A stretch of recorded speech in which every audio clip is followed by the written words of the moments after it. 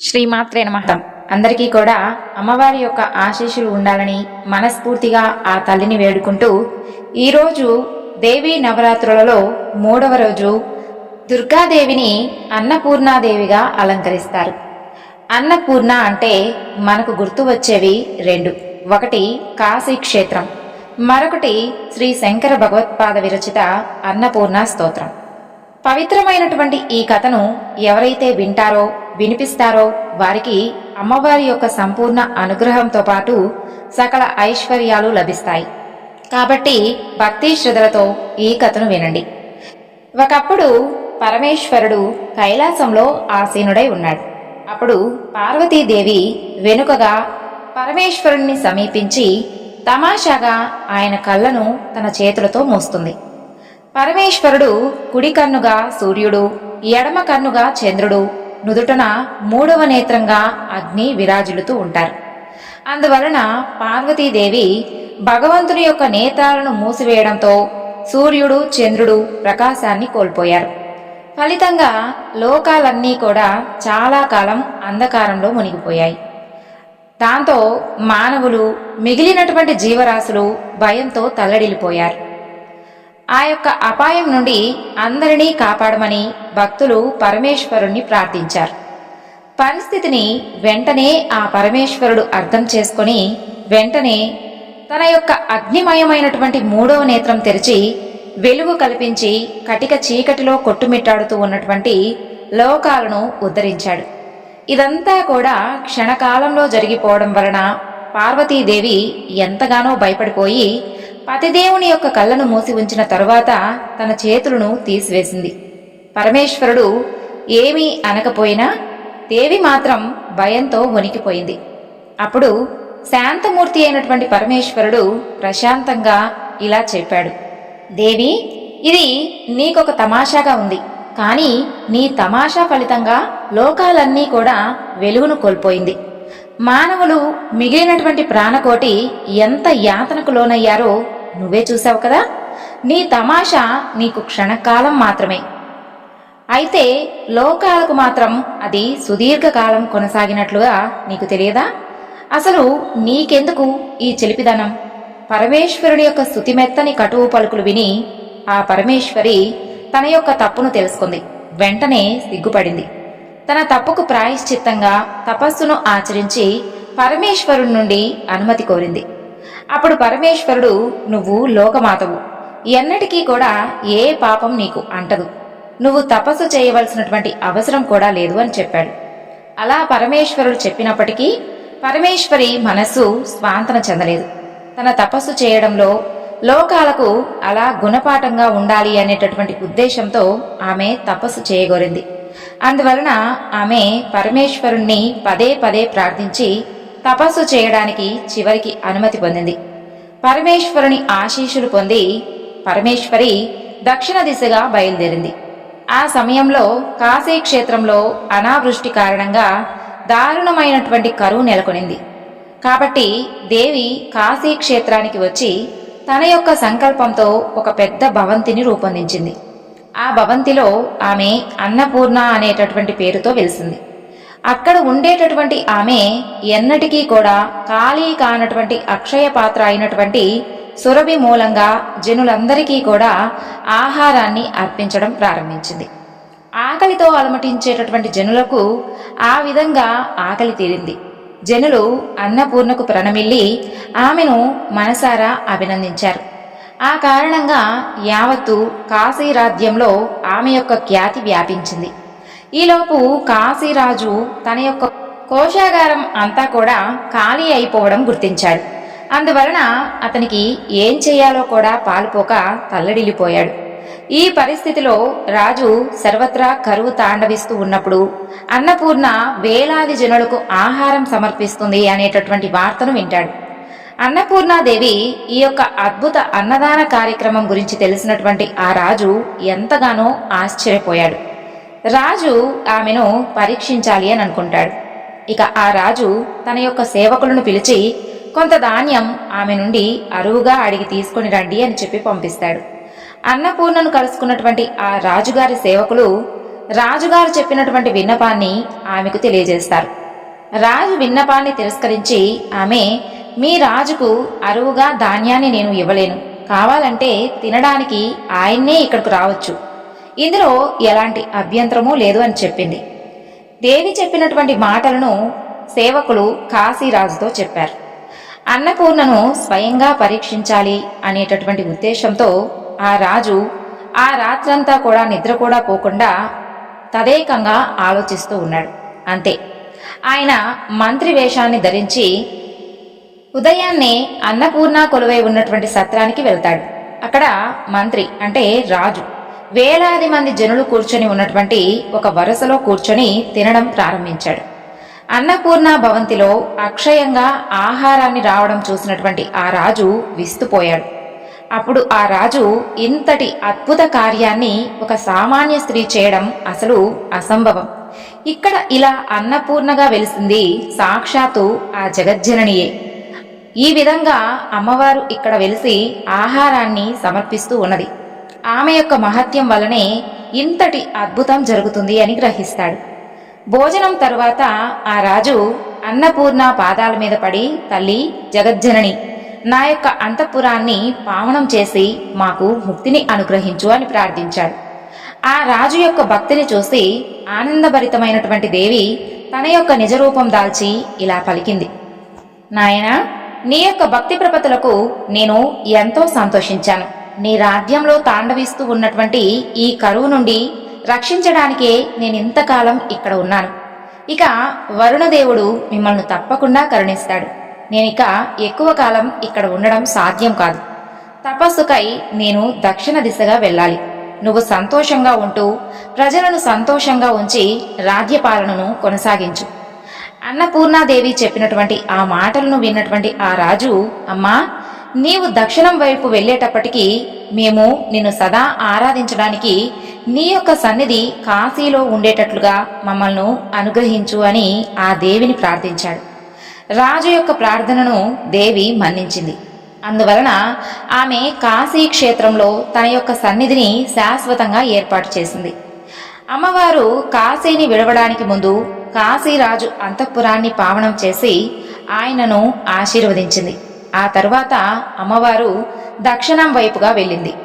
ఆ తరువాత అమ్మవారి గురించి మరొక చక్కని కథ గురించి తెలుసుకుందాం.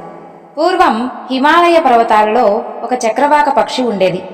అది ప్రతిరోజు ఉదయాన్నే ఆహారం కోసం తన యొక్క నివాసాన్ని వదిలి ఆకాశ మార్గాన అలా అలా పయనిస్తూ ఎన్నెన్నో దేశాలను దాటుకుంటూ కాశీ నగరానికి వచ్చి చేరింది.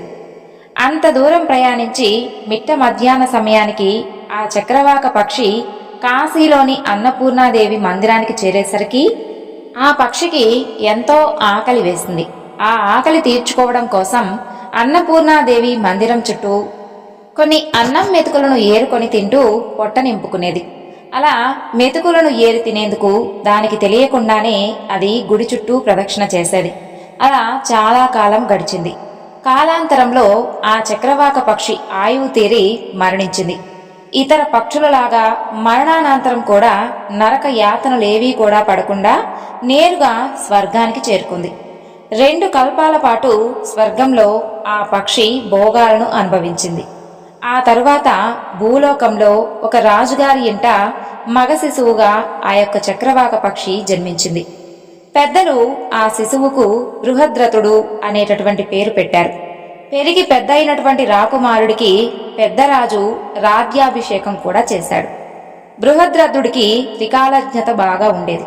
భూత భవిష్యత్ వర్తమానాలు ఆయన కళ్ళెదుట ఎప్పుడూ కూడా కనిపిస్తూ ఉండేవి. అలా బృహద్రథుడు ప్రజారంజకమైనటువంటి పరిపాలకుడుగా ఎంతగానో పేరు ప్రతిష్టలను తెచ్చుకున్నాడు. యజ్ఞ యాగాది క్రతువులు చేస్తూ ఉత్తముడిగా పెద్దలందరి చేత ప్రశంసలు అందుకున్నాడు. వీటన్నిటితో పాటు బృహద్రథుడికి పూర్వజన్మ జ్ఞాపకాలు కూడా ఉండేవి. అతని యొక్క త్రికాలజ్ఞత, పూర్వజన్మ స్మృతి లాంటివి ఆనాడు ఆ నోట ఈ నోట ప్రజలందరికీ చేరాయి. గొప్ప గొప్ప మునులు సైతం ఆ రాజు మహత్తర శక్తికి ఆశ్చర్యపోతూ అంతటి శక్తి అసలు ఆయనకు ఎలా కలిగిందో తెలుసుకోవాలని ఎంతగానో ఉత్సాహపడుతూ ఉండేవారు. అలాంటి మునులలో కొందరు పెద్దవారు ధైర్యం చేసి ఒకరోజు రాజుగారి దగ్గరకు బయలుదేరారు. మునులందరి రాకను గమనించినటువంటి బృహద్రథుడు తాను రాజునన్నటువంటి అహంకార భావాన్ని కొంచెమైనా కూడా మనసులో పెట్టుకోక ఆ మునులకు ఎదురు వెళ్లి నమస్కరించి పూజించి అతిథి సత్కారాలను చేసి ఉచితాసనాలను సమర్పించి సత్కరించాడు. యోగక్షేమ పరామర్శలు అయిన తరువాత మునులు బృహద్రథుడికి త్రికాలజ్ఞత, పూర్వజన్మ స్మృతి ఏ విధంగా కలిగాయో చెప్పమని అడిగారు. అందుకు బృహద్రథుడు ప్రదక్షిణా ఫలితమే, అంటే ఎంతో వినయంగా అందులో పెద్ద రహస్యమేమీ లేదని, తాను ఆ యొక్క శక్తుల సాధనం కోసం ప్రత్యేకించి చేసినటువంటి యజ్ఞ యాగాలు కాని క్రతువులు కూడా ఏమీ లేవు అని చెప్పాడు. ఆ మాటలకు మునులకు ఎంతో ఆశ్చర్యం కలిగింది. వారి యొక్క ఆశ్చర్యాన్ని గమనించి బృహద్రథుడు మరలా ఈ విధంగా చెప్పసాగాడు. మునులారా, గత జన్మలో నేను ఒక చక్రవాక పక్షిని. ఆహారాన్వేషణలో నాకు తెలియకుండానే కాశీ మహానగరంలో ఉన్నటువంటి అన్నపూర్ణాదేవి మందిరానికి ప్రదక్షిణం చేశానని చెప్పాడు. ఆ ఫలితమే తనకు ఎంతో పుణ్యాన్ని చేకూర్చిపెట్టి 2 కల్పాల పాటు స్వర్గ సుఖాలను ఇచ్చి ఈ జన్మలో మహారాజ యోగాన్ని కూడా కలగజేసింది అని చెప్పాడు. తనకు లభించినటువంటి శక్తులు, భోగాలు అన్నీ కూడా కాశీ అన్నపూర్ణాదేవి మందిరానికి చేసినటువంటి ప్రదక్షిణల ఫలితమే అని చెప్పాడు. జగదాంబ అయినటువంటి ఆ అన్నపూర్ణాదేవికి అంతటి మహత్యం ఉందని బృహద్రథుడు చెప్పాడు. కాశీ అన్నపూర్ణ విశ్వేశ్వర స్వామి యొక్క ఆలయ దర్శనం, ప్రదక్షిణ, నమస్కారములు ఎంతో విలువైనవి. కాశీ నగరంలో అన్నపూర్ణాదేవి గుడి చుట్టూ చేసినటువంటి ఆ ప్రదక్షిణ ప్రభావం ఎంత గొప్పగా ఉందో ఈ కథ మనకు తెలియజేస్తుంది. ఇప్పుడు అన్నదానం చేయడం వలన కలిగేటటువంటి ప్రయోజనాల గురించి తెలుసుకుందాం. మహాభారత యుద్ధంలో కర్ణుడు మరణించిన తర్వాత స్వర్గానికి వెళతాడు. అక్కడ కర్ణునికి అన్ని సౌకర్యాలు లభిస్తాయి, స్వాగత సత్కారాలు కూడా లభిస్తాయి. ఏది కావాలంటే అది పొందేటటువంటి అవకాశం ఉంటుంది. అన్నీ అందుబాటులో ఉన్నాయి. కానీ ఏం లాభం? కర్ణుడికి ఏదో అసంతృప్తి, ఏదో వెలితి. ఎంత తిన్నా కూడా కడుపు మాత్రం నిండినట్లుగా ఉండడం లేదు. అసలు సంతృప్తి అనేదే లేదు. ఎందుకు ఈ విధంగా ఉంటుంది అనేది అతనికి ఏమాత్రం కూడా అర్థం కావడం లేదు. ఇదే మాటను దేవేంద్రుణ్ణి అడుగుతాడు కర్ణుడు. అప్పుడు దేవేంద్రుడు చిరునవ్వుతో, నీవు అనేక దానాలు చేశావని, అడిగిన ప్రతి వారికి లేదనకుండా ఇచ్చేటటువంటి దాన కర్ణుడు అని చెబుతూ ఉంటారు. మరి ఎప్పుడైనా కానీ అన్నదానాన్ని చేసావా అని అడిగాడు. దానికి కర్ణుడి నుండి ఎలాంటి సమాధానమూ లేదు. నేను ఎన్నో దానాలు చేశాను, కానీ అన్నదానం మాత్రం ఎప్పుడూ చేయలేదు అన్నాడు కర్ణుడు. పోనీ అన్నం పెట్టేటటువంటి ఇల్లైనా చూపించావా అని అడిగాడు దేవేంద్రుడు. కర్ణుడు కాస్త ఆలోచించి ఈ విధంగా చెప్పాడు. అవును, ఒకరోజు ఒక బీదవాడు నా వద్దకు వచ్చి అన్నం పెట్టించమని అడిగాడు. అప్పుడు నేను ఏదో ధ్యాసలో ఉండి నాకు అవకాశం లేదు, కానీ అక్కడ ఆ ఇంటికి వెళ్ళు అని ఒక ఇంటిని చూపించాను అని చెప్పాడు. అన్నదానం చేసేటటువంటి ఇంటిని చూపించినటువంటి ఆ నీ వేలును నోట్లో పెట్టుకో అన్నాడు ఇంద్రుడు. అందుకు సరేనని ఆ వేలిని నోట్లో పెట్టుకున్నాడు కర్ణుడు. అలా ఒక్క గుటక వేశాడు. ఆ క్షణంలోనే అతని కడుపు నిండిపోయింది. అంతవరకు కర్ణుడికి ఉన్నటువంటి అసంతృప్తి మటుమాయమైపోయింది. ఎనలేనటువంటి తృప్తి కలిగింది. ఈ కథ ద్వారా అన్నదానం యొక్క మహత్యం, దానికి ఉన్నటువంటి ప్రాశస్త్యం తెలుస్తుంది.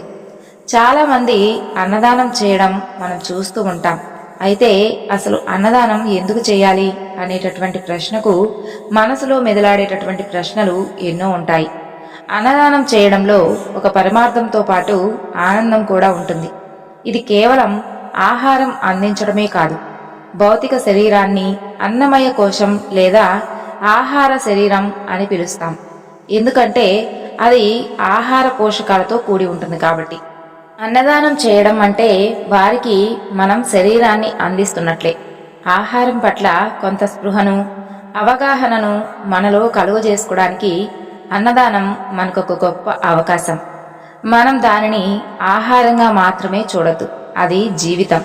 మన ముందు ఆహారం ఉన్న ప్రతిసారి కూడా అది వాడి పడేసేటటువంటి పదార్థంలా కాకుండా అది జీవం అని మనం అర్థం చేసుకోవాలి.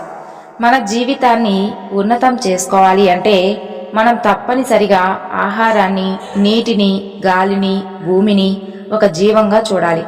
ఎందుకంటే మన శరీర నిర్మాణానికి అవే ముఖ్యమైనటువంటి పదార్థాలు కాబట్టి. మనం వీటిని జీవాధారంగా ఆశ్రయిస్తే అవి మన శరీర నిర్మాణంలో చాలా భిన్నంగా ప్రవర్తిస్తాయి. అలానే కాకుండా మనం వాటిని ఒక పదార్థంగా చూస్తే ప్రేమతో, అంకితమైనటువంటి భావంతో ఎవరికైనా సరే వడ్డించి అన్నదానం చేయడం ద్వారా మనకు ఎదుటి వారితో ఒక మంచి సంబంధం ఏర్పడుతుంది. దానిని ఒక గొప్ప అంకిత భావంతో చేయాలి. ఎందుకంటే దాని ద్వారా ఒకరికి జీవితాన్ని ఇచ్చేటటువంటి అవకాశం మనం పొందుతున్నాం కాబట్టి.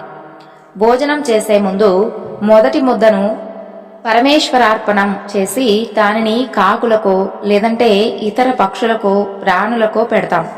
అలా చేయడం వలన భగవంతునికి సమర్పించినట్లుగా అవుతుంది. ఇక అన్నం తినే ముందు కొద్దిగా అన్నాన్ని కాకులకు వేయడం వలన శని దోషాల నుండి కూడా బయటపడవచ్చని కూడా చెప్తారు. అలాంటి విషయాలు కనుక మనం పాటిస్తే మనకు మన ఇంటిల్లపాదికి ఆయురారోగ్యాలకు ఎటువంటి లోటు ఉండకుండా ఆ అన్నపూర్ణాదేవి మనకు అనుగ్రహాన్ని ఇస్తుంది. అందరి ఆలోచనలు సన్మార్గంలో నడుస్తాయి. తినేటటువంటి పదార్థాలన్నీ కూడా వృధా చేయకుండా సద్వినియోగం చేస్తూ ఉంటే ఆ అన్నపూర్ణమ్మ తల్లి నిత్యం మన ఇంట్లో ధాన్య రాశులను కురిపిస్తూ ఉంటుంది. అలక్ష్యం చేస్తే భుక్తి కోసం వెంపర్లాడక తప్పని పరిస్థితిని చవి చూడవలసి వస్తుంది. మనిషి పుట్టేటప్పుడు ఏమీ తీసుకురాడు. ఆ మధ్యకాలంలో ఏం సంపాదించినా, ఎంత కూడబెట్టినా పోయేటప్పుడు మాత్రం ఎవ్వరూ ఏమీ తీసుకుని వెళ్లరు. కేవలం మంచి, చెడు కర్మ ఫలితాలు తప్ప. భగవంతుడు ఇచ్చినటువంటి సంపదలో మనిషి బ్రతికి ఉన్నటువంటి రోజులు అహం బ్రహ్మస్మి అనేటటువంటి భావనతో తనలో ఉన్నటువంటి దైవత్వాన్ని అలవర్చుకొని తనకు కలిగినంతలో సాటి జీవులకు, ప్రాణులకు దాన ధర్మాలు చేయాలి. శుద్బాధ, ఆకలి అనేది మనకు ఎలా ఉంటుందో ఎదుటివారి యొక్క ఆకలి కూడా అలాంటిదే అని మనం తెలుసుకొని ఆ స్థాయికి, ఆ స్థితికి రావాలి. ఆకలి బాధ అనేది అందరికీ ఒకేలాగే ఉంటుంది కాబట్టి సాటివారి ఆకలి తీర్చి అన్నాన్ని గౌరవిద్దాం. అన్నం పరబ్రహ్మ స్వరూపం అని అంటారు. అన్నం లేనిది ఏ ప్రాణి కూడా జీవించలేదు. అన్నం ఎటువంటి లోటు లేకుండా దొరకడం అంటే సాక్షాత్తు ఆ కాశీ అన్నపూర్ణ అమ్మవారి యొక్క అనుగ్రహం తప్పనిసరిగా కావాలి. ఆ అమ్మను నిత్యం కొలిచేవారికి అన్నపానాదులకు ఎలాంటి లోటు కూడా ఉండదు. ప్రతి నిత్యం భోజనం చేసేటప్పుడు ఆ అమ్మను కృతజ్ఞతాపూర్వకంగా ధ్యానం చేసుకుని విశ్వంలో మనతో పాటు ఉండేటటువంటి అనేకానేక జీవులకు బలిబుక్కులు సమర్పించి భోజనం చేసిన వారికి, అతిథి అభ్యాగతి సేవ, ఆపన్నులకు, ఆకలితో బాధపడే వారికి అన్న ప్రసాదాన్ని అందించేవారికి ఆ తల్లి యొక్క అనుగ్రహం ఉంటుందని శాస్త్రవాక్కు. అన్నదానం కోటి గోవుల దాన ఫలితంతో సమానమైనది. ఏది లోపించినా కూడా బ్రతకగలం, కానీ ఆహారం లోపిస్తే బ్రతకలేం. దానాలన్నింటిలోకెల్లా అన్నదానం మిన్న. అన్నదానాన్ని మించినటువంటి దానం మరొకటి లేదు అని పెద్దలు చెబుతూ ఉంటారు. మనిషి ఆశకు అంతే ఉండదు, అదుపు అంతకన్నా ఉండదు. ఎందుకంటే ఏది దానంగా ఇచ్చినా, ఎంత ఇచ్చినా కూడా ఇంకా ఇంకా కావాలి అని అనిపిస్తుంది. కానీ అన్నదానంలో మాత్రం దానం తీసుకున్నవారు ఇంకా చాలు అని చెప్పి సంతృప్తిగా లేస్తారు. ఏ దానం ఇచ్చినా కూడా దానం తీసుకున్న వారిని మనం సంతృప్తి పరచలేకపోవచ్చు, కానీ అన్నదానం కనుక చేస్తే ఆ దానం తీసుకున్న వారిని పూర్తిగా సంతృప్తి పరచవచ్చు. అన్నదానాన్ని ఒక యజ్ఞంలా భావించి చేసేవారు కూడా ఉన్నారు. ఆకలితో ఉన్నవారికి అన్నదానం చేయలేకపోయినా అన్నం పెట్టేటటువంటి ఇంటినైనా చూపించమని పెద్దలు చెబుతూ ఉంటారు. కాబట్టి త్రేతాయుగం, ద్వాపర యుగాలలో యజ్ఞయాగాదులు, తపస్సుల ద్వారా మానవులు మోక్షం పొందారు.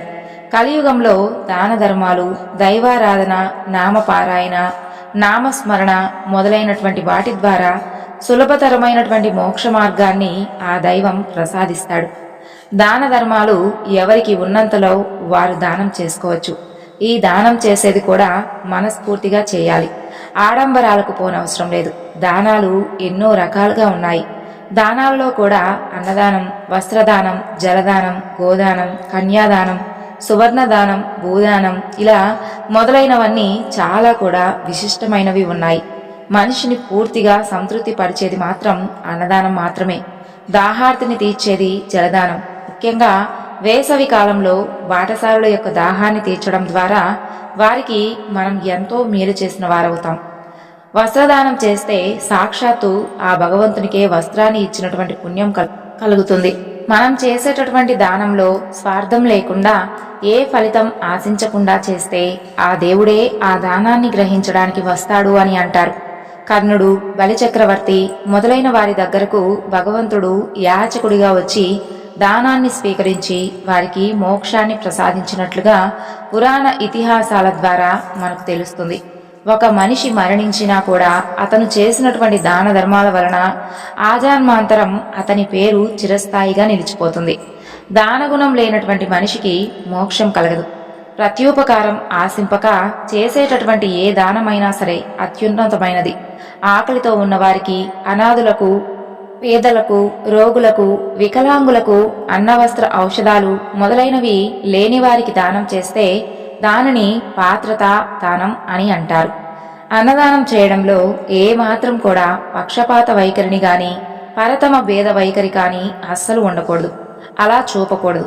సంపద గలవారికి, అధికారం గలవారికి, బంధుమిత్రులకు ప్రత్యేకంగా ఆతిథ్యం ఇస్తూ పేదవారిని తక్కువ చేసి చూస్తే అది అపాత్ర దానం అవుతుంది.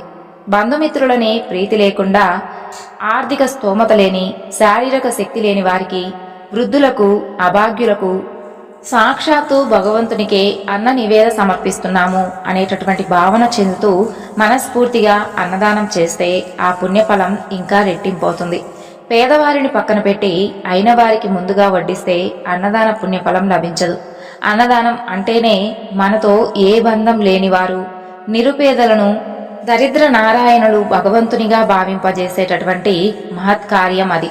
అన్నదానం జరిగే చోటుకు భగవంతుడు పేదవారిగా రూపాన్ని దాల్చి వస్తాడు అని పురాణ ఆధారాలు కూడా ఉన్నాయి. ఉన్నవారికి అన్నం పెడితే పెట్టిన వారి మేలు కోరుతాడో లేదో తెలియదు, కానీ లేని వారికి పట్టడు అన్నం ప్రేమతో కనుక పెడితే వారి యొక్క దేహాత్మలోని పరమాత్మ సంతృప్తి చెంది వారు వేద ఆశీర్వచనాలు ఇవ్వకున్నా కూడా అంతకు మించి దీవిస్తారు. మన పేరు వారికి తెలియకున్నను వారంటారు, ఏ తల్లిదండ్రులు కన్నబిడ్డవు, మా అయ్య, మా దొర, మా దేవుడు కడుపు నిండా కమ్మని అన్నం పెట్టించాడు, ఆయన కడుపు సల్లంగుండా, వాళ్ళ భార్య పిల్లలు సల్లంగుండా, వాడ సల్లంగుండా, వంతన సల్లంగుండా అని నిండు మనసుతో దీవిస్తారు. నిజంగా ఆ దీవెనలు దాతకు జీవిత పర్యంతమే కాదు, వచ్చే జన్మకు కూడా ఆ పుణ్యఫల దీవెనలు సంప్రాప్తిస్తాయి. ఈ అన్నదాన కార్యక్రమానికి ఏదో ఒక రకంగా సహాయపడినటువంటి ప్రతి ఒక్కరికి కూడా పుణ్యఫలం లభిస్తుంది.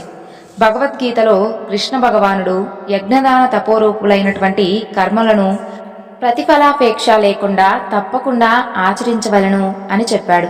ఈ విధంగా అన్నదానం చేయడం వలన కలిగేటటువంటి ఫలితాలను, వాటి వివరాలను తెలుసుకున్నాం కదండి. ఇది అన్నదానం చేయడం వలన కలిగేటటువంటి ఫలితాలు. కాబట్టి ఆ తల్లి అన్నపూర్ణాదేవి యొక్క ఆశీస్సులు, అనుగ్రహం మనపై ఎప్పుడూ ఉండాలని మరొక్కసారి ఆ తల్లిని వేడుకుంటూ ఈ వివరణను ఇంతటితో ముగిస్తున్నాను. సర్వం